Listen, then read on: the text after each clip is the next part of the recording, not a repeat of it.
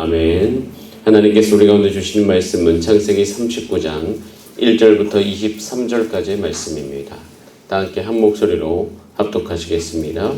요셉이 이끌려 애굽에 내려가매 바로의 신하 친일장 애굽 사람 보디발이 그를 그리로 데려간 이스마엘 사람의 손에서 요셉을 사니라.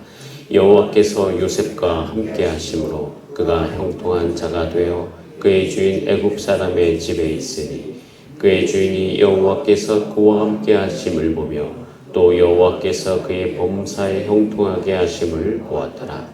요셉이 그의 주인에게 은혜를 입어 섬김에 그가 요셉을 가정총무로 삼고 자기의 소유를 다 그의 소유에 위탁하니 그가 요셉에게 자기의 집과 그의 모든 소유물을 주관하게 한 때부터 여호와께서 요셉을 위하여 그 애굽 사람의 집에 복을 내리심으로 여호와의 복이 그의 집과 밭에 있는 모든 소유에 미친지라. 주인이 그의 소유를 다 요셉의 손에 위탁하고 자기가 먹는 음식 외에는 간섭하지 아니하였더라. 요셉은 용모가 빼어나고 아름다웠더라.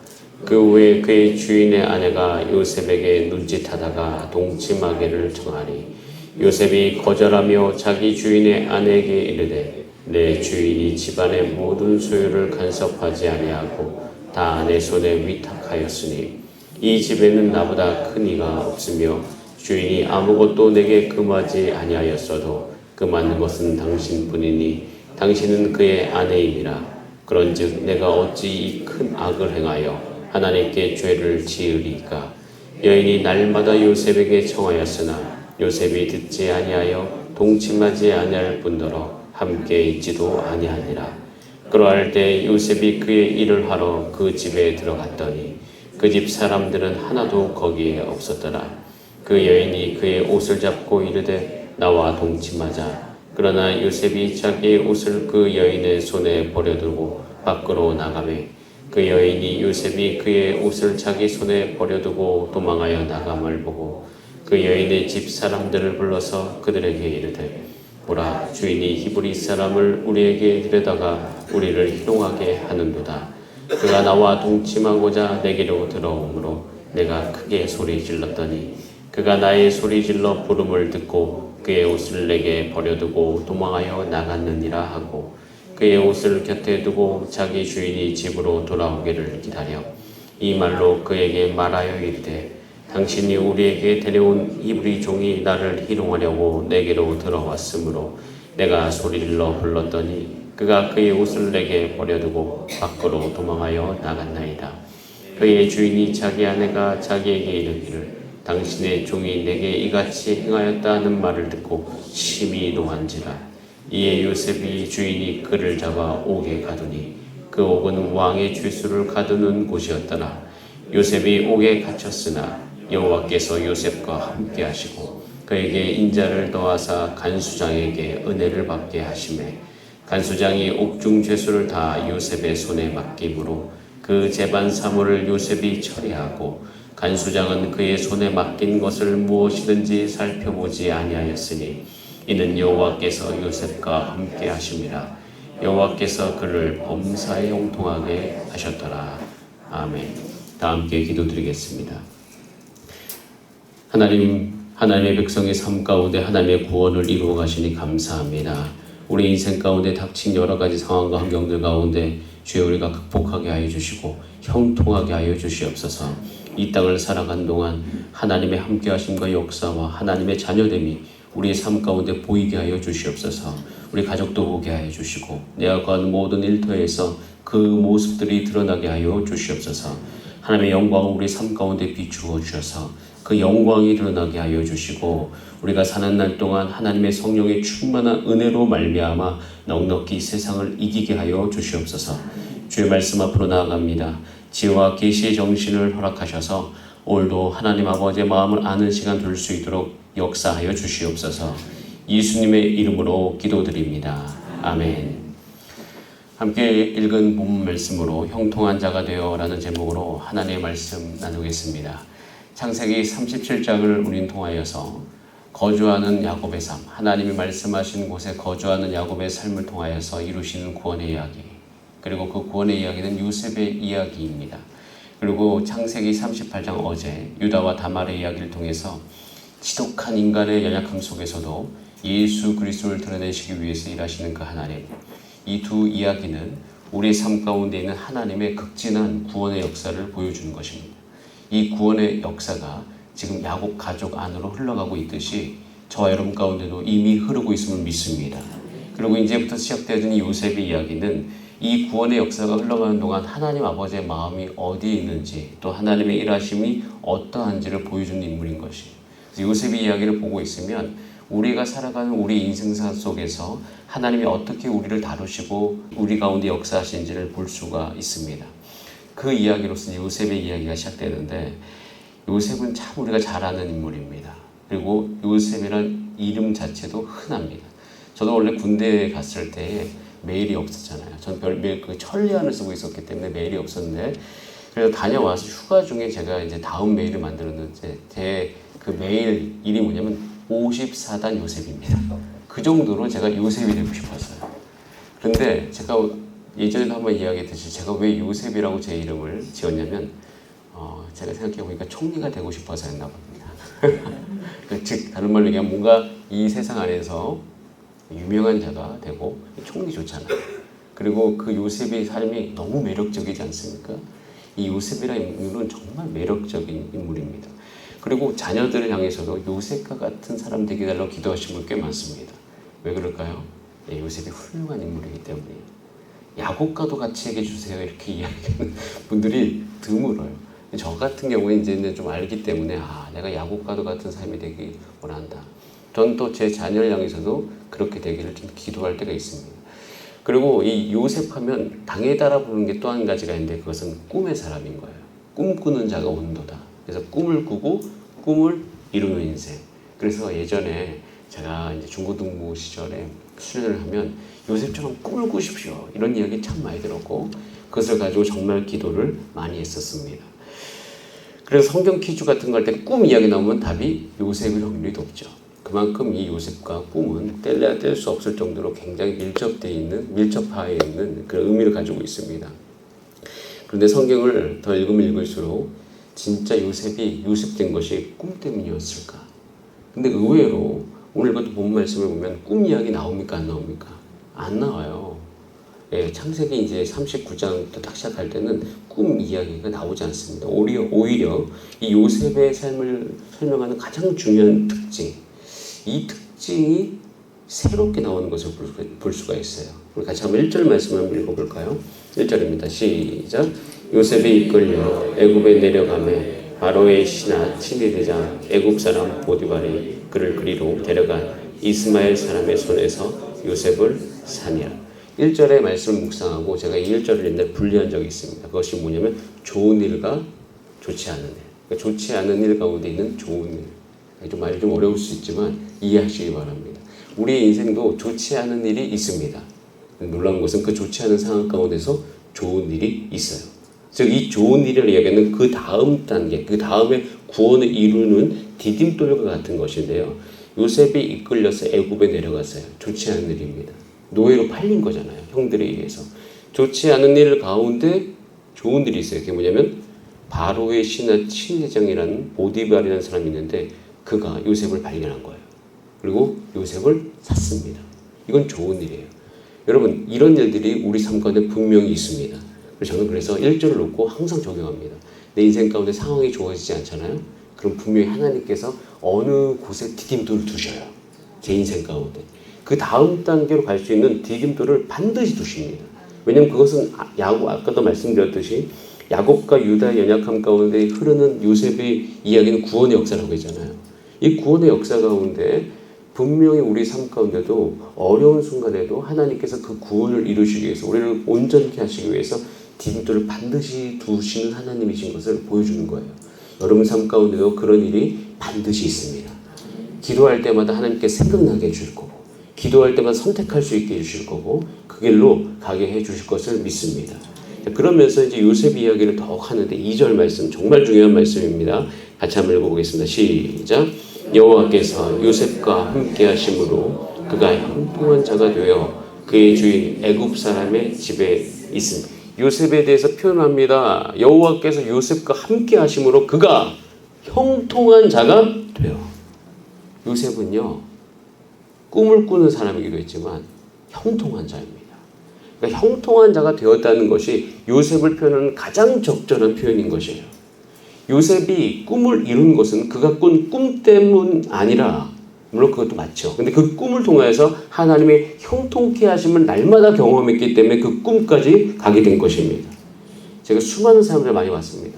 꿈을 주세요 해서 정말 꿈을 꾸었다고 10대, 20대 때 정말 소그룹 모임할 때마다 많이 나눴는데, 옛날에 회의적으로 한번 궁금해서 물어본 적이 있어요. 그 꿈 다 어떻게 됐냐고. 그런데 중요한 것은 꿈을 꾸면서 그 꿈이 그의 삶 가운데 이루어진 그 삶의 과정 안에는 하나님의 형통케 하심을 경험했던 사람들이 그 꿈까지 가는 것을 볼 수가 있습니다. 그래서 오늘 꼭 기억하셔야 될 것이, 하나님께로부터 꿈을 받는 것보다 더 중요한 것, 뭐 더 중요하다고 표현하기보다는 그만큼 중요한 것이 무엇이냐면, 우리가 오늘 인생 가운데 형통을 경험해야 된다는 것입니다. 이 형통이 우리 가운데 반드시 경험되어져야 되는 거예요. 그런데 오늘 보면 이 형통이라는 이 단어가요, 참 어려울 때마다 등장하는데, 이 형통이라는 단어가 등장하는 것을 보면서 우리는 형통의 의미를 다시 한번 새겨볼 필요가 있습니다. 첫 번째, 성경에 새긴 형통은 하나님께서 함께 하시는 것입니다. 형통이라는 이 말 자체는 잘 되는 것, 이것보다 훨씬 중요한 것이 하나님께서 함께 하시는 것입니다. 여러분, 우리가 지금 여기 보면 알겠지만 감옥으로 간 다음에 바로 그 감옥 이후에 이 요셉을 향해서 형통한 자가 되어라고 되어 있어요. 하나님이 함께 하심으로 그가 형통한 자가 되었다라고 되어 있습니다. 우리가 하나님의 함께 하심이 형통이다라는 생각이 일어나기 시작하면 우리는 우리 인생을 되돌아볼 수가 있습니다. 즉 다른 말로 얘기하면 우리는 형통한 자가 되어가, 만약에 우리 세계관 속에서 돈 잘 버는 것이 형통하다 그렇게 되어지면 여기 안에 뭔가 문제가 생길 수 있습니다. 그것은 뭐냐면, 하나님이 자신과 함께 하시든 함께 하지 않으시든 상관없이 돈을 많이 벌면 형통하다. 이것은 성경에서 이야기하는 형통이 아닌 것입니다. 내 삶 가운데 돈이 조금 못 벌 수 있는 상황이 있더라 할지라도 그것이 하나님이 함께 하시는 것이 확실하다고 생각하면 우리는 그것을 선택해야 되는 것이에요. 왜냐하면 하나님께서 함께 하시는 것이 성통이기 때문입니다. 그래서 하나님께서는 늘 이야기죠. 감옥의 자리를 간다 할지라도, 그것이 우리 삶 가운데 어려운 상황을 초래한다고 할지라도 거기에 하나님이 함께 하신다면 그것이 형통한 것이다 라고 이야기하는 것이에요. 이 형통이 언제 사라진지 아닙니까? 그러니까 요셉에 대해서 나중에 총리가 되면 이 형통이라는 단어가 사라져요. 신기하죠. 그래서 요셉의 삶을 잘 관찰해 놓고 보더라도 잘 되는 것이 형통이 아닐 수 있습니다. 꼭 우리가 기억하셔야 될 거, 여러분 개인도 그렇고 여러분 자녀를 향해서도 꼭 기도하셔야 될 것은 하나님이 함께하는 자가 되기를 기도하시길 바랍니다. 이게 너무 중요한 것이에요. 하나님이 함께하심이 형통이라고 이야기하면 우리는 두 번째 형통의 의미를 알 수 있는데, 형통은요 탁월함이 아니라 초월함이에요. 우리가 가끔씩 이 형통을 잘하는 것, 탁월함이라고 생각할 수 있습니다. 그런데 우리가 한 가지 기억할 말씀이 있는데, 빌립보서 4장 13절 말씀을 참 잘합니다. 내게 능력 주시는 자 안에서 내가 모든 것을 할 수 있느니라. 근데 이 모든 것이요, 그 위에 빌립보서 4장 12절 11절 이렇게 쭉 보면 이 빌립보서에서 내가 모든 것을 할 수 있다고 했죠. 그 모든 것 안에 포함되는 내용이 있어요.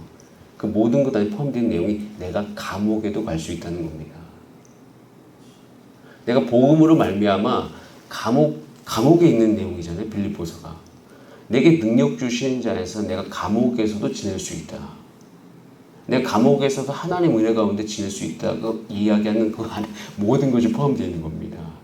모든 것이 뭐 내가 잘 되는 거, 내가 원하는 것이 모든 것이 아니에요. 이 모든 것이라고 이야기하는 이 모든 것 안에는 탁월함보다 내 상황을 초월하는 것이 거기에 담겨져 있어요. 그래서 이야기하죠. 내가 궁핍함으로 말하는 것이 아니라 어떠한 형편에든지 내가 자족하기를 배하노니 나는 비천에 처할 줄도 알고 풍부에 처할 줄도 알아서 모든 일 곧 배부름과 배고픔과 풍부와 궁핍에도 처할 줄 아는 일체의 비결을 배웠다 라고 이야기하면서 내가 모든 것을 할 수 있다고 이야기하는 거예요. 그래서 형통은요 초월함입니다. 요셉의 이야기를 하면 이 관점으로 살펴보세요. 요셉은 모든 상황을 초월했습니다. 초월한 자에게는 탁월함은 따라오게 돼 있어요. 반드시. 그래서 이 초월함, 이 초월의 능력이 여러분 가운데 있게 되어지기를 간절히 원합니다. 그래서 요셉은 상처에도 강했어요. 그래서 어떤 상처에도 강했기 때문에 어떤 힘이 가해져도 그것에 대해서 아랑곳하지 않고 그것을 해나가는 요셉의 모습을 볼 수가 있습니다. 세 번째 형통의 특징이 뭐냐면요. 형통은요. 자, 5절 말씀 한번 같이 읽어볼까요? 5절 시작. 그가 요셉에게 자기 집과 그 모든 소유물을 주관하게 할 때부터 여호와께서 요셉을 위하여 그 애굽 사람의 집에 복을 내리심으로 여호와의 복이 그의 집과 밭에 있는 모든 소유에 미친지라. 여호와께서 요셉을 위하여 누구에게 복을 내리십니까? 그 애굽 사람의 집에, 보디발의 집에. 그리고 형통은요, 다른 사람을 유익하게 하는 것이 따라갑니다. 형통은 하나님이 함께 하시고, 형통은 탁월함보다는 초월함이고, 형통한 삶은요, 다른 주변의 사람들을 유익하게 하는 것이 형통한 삶인 것입니다. 그래서 요셉이 가는 곳마다 요셉으로 말미암아 그곳에 복이 임하는 것을 볼 수가 있습니다. 여러분, 이 형통의 은혜를 구하시길 바랍니다. 하나님이 함께 하심을 구하시길 바랍니다. 초월함을 구하시길 바랍니다. 그리고 나를 통하여서 내가 있는 곳이 복받기를 기도하시길 바랍니다. 이렇게 우리가 살아가잖아요. 그럼 우리는 어느 순간 하나님이 말씀하신 그 꿈이 이루어지는 그곳에 가게 될 것입니다. 거기 가 있는 내 자신을 발견할 것이에요. 그래서 우리는 이 형통의 은혜를 구해야 되는 것입니다. 여러분, 형통은요, 우리가 하나 아까 얘기했죠. 요셉 이야기는 구원의 이야기다. 애굽 사람, 그러니까 그 야곱 가족이 다 요셉으로 말미암아 나중에 알다시피 그 이제 흉년이 드는 시기에 구원받습니다. 그 가족이 살 수 있는 길이 열린다는 거예요. 구원이라는 것은 예수 믿고 천국 가는 것 자체만 구원이라고 제가 얘기하는 게 아니라 이 구원의 개념은 구약 안에 굉장히 확장적으로 나옵니다. 예를 들어서 아이 못 낳았던 사람이 아이 낳으면 구원이에요. 그리고 그 병든 사람이 병을 낳으면 구원이에요. 그러니까 인간의 어떤 실제적인 이야기를 다루는 구원을 이야기하는 것인데요. 이 구원의 이야기가 요셉의 이야기입니다. 즉 다른 말로 얘기하면 우리의 삶의 이야기예요. 여러분이 이 땅을 살아가는 동안 하나님께서 구원의 역사가 지금도 일어나고 있습니다. 예수 믿고 살아가는 우리의 삶 가운데 당연히 그것이 일어나야 되는 거고요. 그 일어나는 방향이 뭘까? 요셉을 보면 그 방향성이 나와요. 하나님이 여러분을 형통의 길로 인도하셔서 그 모든 하나님의 역사를 분명히 이루어가 주실 줄 믿습니다. 그래서 여러분 오늘 개인을 위해서도 내 삶이 형통하도록 기도하시길 바랍니다. 우리 가정이 어려운 문제가 닥치잖아요. 그러면 거기서 딱 믿음의 사람들은 아는 거죠. 이제 형통할 때가 왔구나. 그래서 그 순간 우리는 기도를 선포합니다. 하나님이 함께 하신다. 우리는 이걸 이겨낼 것이다. 그리고 이 모든 과정을 통해서 나만 유익이 되는 것이 아니라 우리 온 가정이 하나님으로 말미암아 공동체 유익이 있을 것이다. 마찬가지예요. 교회를 위해서도 기도해 주시기 바랍니다. 늘 교회의 모든 사역을 할 때마다 기억하셔야 돼요. 하나님이 늘 함께 하시는 사역 되게 하여 주시옵소서. 초월함을 선택하게 하여 주시옵소서. 그리고 모든 사람이 유익하게 되어지는 그런 결과가 주여 일어나게 하여 주시옵소서. 그때 우리는 하나님 말씀하신 그곳에 가 있게 될 줄 믿습니다. 그 은혜를 구하신 여러분 되시기를 바랍니다. 다 함께 기도하시겠습니다. 자, 기도하실 때 하나님 이 형통의 은혜가 우리 가운데 있게 하여 주시옵소서. 하나님께서 우리 모든 가정과 개인과 우리 교회 가운데 그 일들이 일어나게 하여 주시옵소서. 또한 기도할 것은 이금숙 권사님을 위해서 기도해 주시기 바랍니다. 이 상황이 매우 좋지 않다는 거 여러분께서 들어서 아실 수 있을 것 같은데요. 하나님 이 모든 과정 가운데 하나님의 선하심을 발견하게 해 주시고 또 한 가지 우리 유지연 안수집사님과 그 가정 가운데 하나님의 큰 위로와 힘이 공급될 수 있도록 주께서 역사하여 주시옵소서. 간절하게 기도해 주시길 바랍니다. 우리 다 함께 주여 한번 부르신 다음에 합심으로 기도하시겠습니다. 주여 사랑과